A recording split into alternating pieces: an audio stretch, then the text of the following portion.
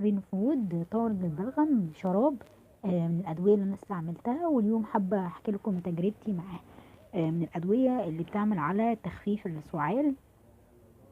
هينفع معاك كتير جدا في فصل الشتاء، لأنه بيخفف من أعراض نزلات البرد والإنفلونزا والحساسية، بما فيها العطس وسيلان الأنف والعيون المائية واحتقان الأنف وانسداد الجيوب الأنفية، ودي كلها حاجات كتير مننا بيشتكي منها.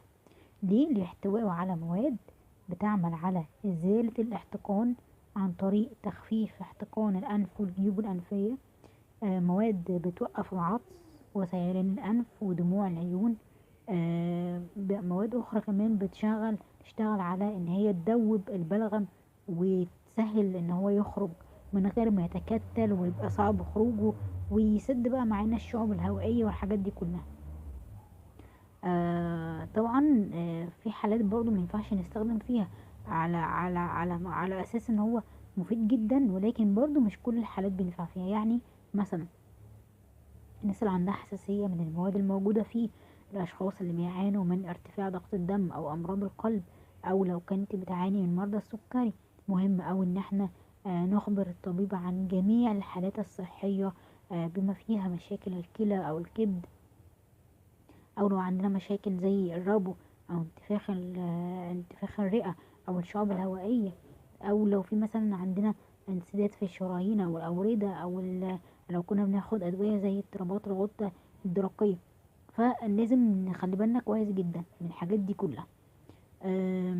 ما نتناولش بقى الدواء ده لو كنت بتتناولي اي ادوية اخرى، بما فيها الادوية اللي بتستخدم بقى زي اضطرابات النوم، الالم، اضطرابات المزاج، القلق والتوتر، تقلصات او تقلصات ضغط الدم يكون مرتفع، ضربات القلب او الانقباضات، تقلصات اثناء الدورة اثناء الولادة، اسفة. كل الحاجات دي مينفعش ناخد فيها الدواء ده الا لما نقول للطبيب، والطبيب وحده هو اللي بيحدد لنا الجرعة.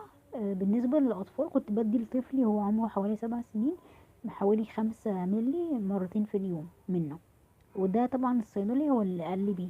فالجرعة برضو تاخدوها من الصيدلي او يكون طبيب. واهتموا جدا يا بنات ان انتوا تقروا التعليمات اللي بتبقى مرفقة على العلبة، وعلى لو في نشرة داخلية في اي علاج انت بتاخدوه، فاهتموا جدا جدا بقراءته. دي من اهم الحاجات، عشان خلي بالكم الجرعة بالنسبة للاطفال مختلفة عن البالغين. يعني فوق ال 12 سنة بياخدوا جرعة تانية، فاهتموا جدا بالموضوع ده.